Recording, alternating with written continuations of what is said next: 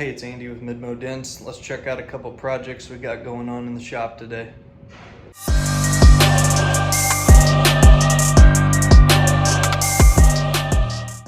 Alright, first we're going to start off the day with this Toyota Highlander. Customer had a dent in the fender that they said happened in a parking lot. Not exactly sure how it happened.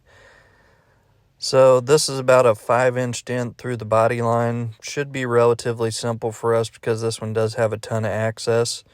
We're going to start off by detrimming the inside underneath the hood. And there's actually a really big opening there that we have plenty of tool selection that we can put through there. So got the plastic piece off. Setting up our light so we can kind of have a better look at the overall size and depth of the dent. We'll pan through there that you can kind of see how big the dent really is. And next thing, he's going to warm the panel up with a torch. All our torches usually use the blue tank, so it's usually not very hot heat, so there's not much chance of burning it. Plus, we kind of think that using the torch actually kind of helps get the panel a little bit cleaner than what a heat gun would normally do, if we ever got to do some glue pulling or something like that on it. Next, he's going to get a tool out, and this one we're going to use has a good big size rubber tip on it. This will probably be about the only time you ever see a dent partially pop. As you can look kind of close, decent amount of it came out, but there's still a good 50% of it left in there. And believe it or not, that last 50% took him about 2 hours to finish that. So it's usually easy to kind of get big movement on dents like those, but that's kind of what separates the people that know what they're doing and can make one perfect versus ones that can just make them better. So there you can kind of see what all's left on that dent. Still a decent amount there, all the way from the top to bottom, just kind of a little faint crease on the bottom. Next, he's switching it up to a rubber cap tip. Usually we start big on the tips, and then we work our way all the way down to a sharp tip at the end. The bigger tip tools are obviously going to move a lot more metal up faster and cleaner, but obviously once we get towards the body line, or the last little bitty parts of the dent, we just have to switch to the sharp ones because that's the only way you can get in there to clean up the little low spots. So we'll kind of speed this video up a little bit. He's going to be working on that upper part of that crease, still using that rubber tip tool on that upper part. Now he's going to heat this thing back up, and then we're going to go back to pushing again. Dents like these, we might make several hundred pushes on. I mean, a dent this size, wouldn't be surprised if we don't make 500 precise pushes or even more. And that's not including any of the tapping down. Obviously, you could never keep track how many times that it would take to tap down some of these high spots that you're going to see here in a minute. So now you're kind of seeing a little bit from his point of view what's going on there. It's going to look like a bunch of teeny tiny little push marks. Obviously, we try to push those so faintly that it doesn't disturb the metal in any kind of way. And then we can come behind with a little sharp tip tap down like this and tap a lot of those little high spots down. Again, that's not going to affect the paint in any kind of way. And obviously, whenever you get finished with it, you won't ever be able to see those push marks. Only time you're going to see push marks on a PDR repair is if somebody's made way too aggressive pushes, or maybe they just don't see those type of pushes in their light, or obviously if they push way too hard and it does actually stretch the metal, that would be worst case scenario. So after a little bit more knocking down and pushing from the inside, we're going to switch tools on this one. We noticed there was just a little faint high spot at the very top of the dent. A lot of times we'll notice once the dent quits moving from the inside part, usually there's tension held up somewhere. Of course, this one was at the top part of the dent, probably the last part of the dent whenever it got hit. Now he's got this thing finished up. Turned out really good. We gave it just a little bit of a polish there to buff out whatever kind of scuff was in the middle part of the dent. And as you can see with panning through all the reflections, this thing turned out super clean. Customer was really happy whenever they picked this thing up. Alright, next we're going to bring in this Corvette that we just got in for ceramic coating. This thing was a couple years old, so we already knew that it was going to need some prep work and polishing on it. So we looked at it with the customer, kind of decided together that we was going to do a wash clay bar, just a one-step polish on it to kind of enhance what was there. It didn't really have much scratches on it, but he just kind of wanted to get the little minor swirls out of it. Obviously, that's the best way to prep them for ceramic, so that way you know you got a good, clean, pure surface. So Eric's got this thing in here. He's already degreased the tires. Now he's just spraying off the grit and the gravel, just kind of stuff like that that's on there before we foam this thing up and do a good deep wash on it. On all our exterior packages, we are going to wash all the outside, inner fenders, wheels, tires, underneath the hood, and the door jambs. So he's going to go through and do some of that now. Next, we're going to foam this thing up. On all our ceramic prep packages, we just use a soap that doesn't contain any kind of waxes or sealants or anything like that, because obviously we don't want to put on any kind of temporary protection. Obviously, if we're going to be trying to put, more of a permanent protection on there. So he's got this thing all foamed up. Now they're going to start getting their wash mitts ready. We like to foam down the wash mitts too and clean them out after every use. Got Justin jumping in on this one, and they're going to tag team wash this thing together. Usually a good thorough wash like this will take us about 30 to 45 minutes. And that doesn't include any of the drying time or actually using our prep spray on there. So we'll let them finish down soaping down the body, and then next thing we'll move to the wheels. So on our wheels, we do them a little different than most people. We do the wheel faces first. Obviously, we already pre-treated them earlier. Then after we get this thing all rinsed off on the outside, we're going to go back to the wheels, and we're going to do the barrels of the wheels. So inside there, we're going to use an iron remover that's going to remove any kind of brake dust that's in there.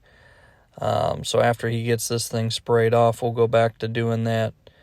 I know some people like to do wheels first. I just think it gives them a little more chance to soak, and I think they clean a little better whenever we do that. Of course, on this one, it had big brake calipers on it, so it's pretty hard to get in there and clean, so we had to use a slim wheel woolly to actually get in there and clean that, and we actually had to move the car forward to get to the back side of it. Now that the car's wet, they're going to go around and they're going to use a clay lube, and they're going to clay bar this thing. That's going to get any kind of brake dust that we didn't get off with our earlier prep. That's going to get any kind of overspray, tree sap mist, any of that stuff that's going to be sitting on top of the paint. Obviously, we want to get the paint silky smooth and decontaminated before we move into polishing on this, because anything that's on there, if we polish it, that's just going to give us a chance to maybe instill swirls in the paint versus trying to get rid of them. So now he's got the clay barn done, and he's going through with drying. We almost always use leaf blowers or compressed air. I almost never touch them with a drying towel or a chamois, just because we're trying not to make more work for us. We're obviously just trying to get the water off there.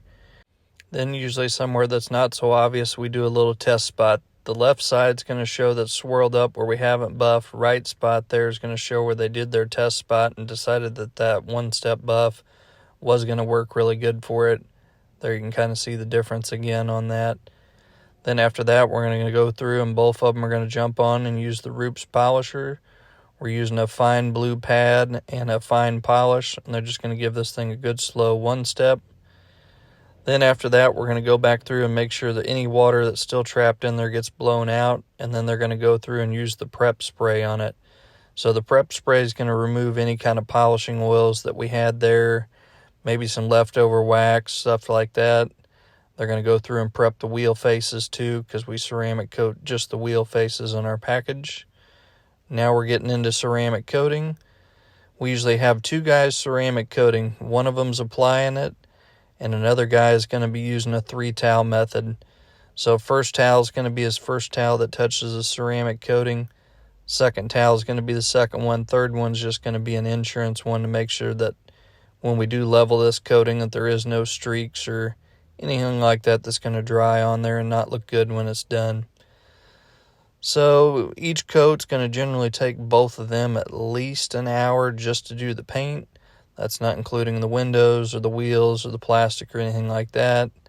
So for each coat, it does take quite a while to put those on there.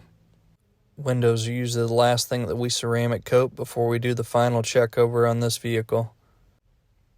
Now it's time to check this thing over now that we got everything coated. Obviously this thing's still got a cure for 12 hours overnight inside the shop, but you can see a pretty dang good difference as far as gloss on it. think customers really going to like this one, and we made a huge improvement on what the paint was whenever it first came in. Now we're going to jump over to the window tint bay and see what we got going on there. This is a Dodge Ram that we're going to do the 2 front windows on. All our stuff is all computer cut unless it's something that isn't in the software. We will hand cut it then. So now he's picking out the patterns for this vehicle. Customer decided to go with our carbon tint, which is one of our lifetime guaranteed tints, and it still does have decent cooling. Matches very well with the factory window tint that's on the back. So he's going to get this thing cut out. Then we'll take it over to the peel board and do what we call weeding, which is cutting out all the extra pattern that's on there. He's going to get that cut out now. Then next thing, we'll jump back over and finish cleaning on that window. He's already got the felt taped off on it, so that way we don't get any kind of fuzzy stuff in the tint. Now he's going to get the door panel off there so we can remove the little rubber weather strip that's at the top of the window. Removing that actually gives us a really nice gap there, so that way we can slide the film behind there. I know some people will try to slide it past there, but that's just another chance for dirt and other stuff to get in there. So he's going to get the window rolled up now, finish doing his cleaning on it. We'll clean it with the stainless steel razor blade, which that won't scratch the glass, but it will remove any kind of little debris that's stuck to the glass that glass cleaner or maybe a scrub pad wouldn't get off there. Now he's cleaning the top part of the window. Once he gets all that water squeegeed off there, then he's going to wet it down one more time, and then he'll be ready to put the film on there.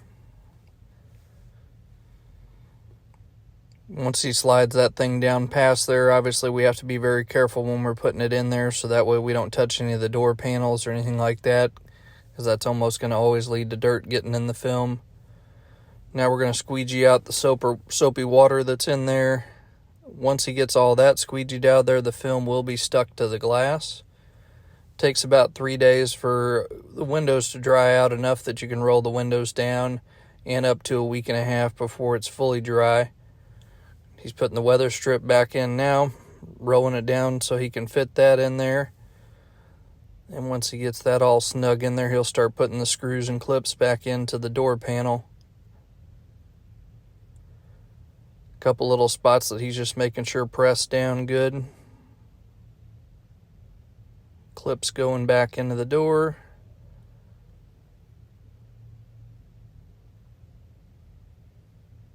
There's the final look at the window there. Again, as they dry out, they will come even better looking. So if there is any kind of like soapy water still back behind there, that'll all clear up. Now we're going to go to putting a little brow on this car. So he's going to start by cleaning off the residue from the old oil change sticker that's there.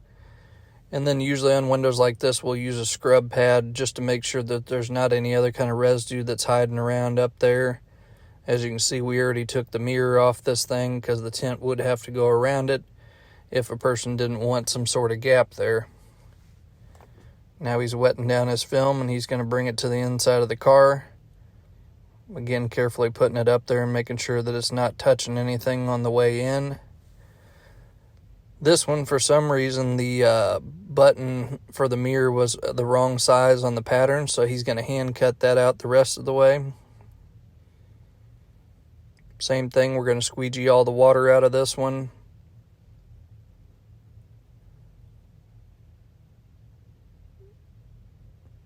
Now he's going to check it over and make sure it looks good, and then we're going to go to doing this driver's side door. Customer had some spots on it that I guess somebody flung the seatbelt off and it chipped the tint. That was obviously whenever he bought the car, so we're going to use a steamer to remove all that old tint that's on there. The steamer is going to help us with that, keeping it from getting a bunch of glue residue on there. So that'll make the tint mostly come off clean. Some of them that have been on there way too long, it's still going to leave residue that we'd have to clean off at the end. So that's why it kind of depends on how long the tint's on there is going to be what we charge to remove. Now he's using a film remover, so that's going to soften up any glue that may be hiding there. And he's going to use that stainless steel razor blade to go through and clean all that off.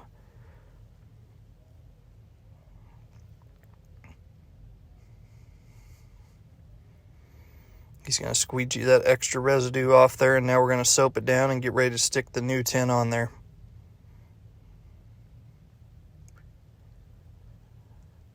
Lining it up now. He's going to go through and start squeegeeing the water from the top. Then we can roll the window up and hit the water that's at the bottom. He's going to give those edges an extra press with the hard card to make sure it does stick really well up there. And there's the final product on that one. Again, that was just one window we were doing on that one, only because he had some bad tint on there that we needed to remove. Cleaning the window before we take it out. Hope that was something you liked. Of course, it's winter time here, so as we get closer to summertime, we're going to have a lot more stuff going on the ceramic coating side or window tint and stuff. So if it's something you're interested in, make sure you like, subscribe, and we'll see you on the next one. Thanks.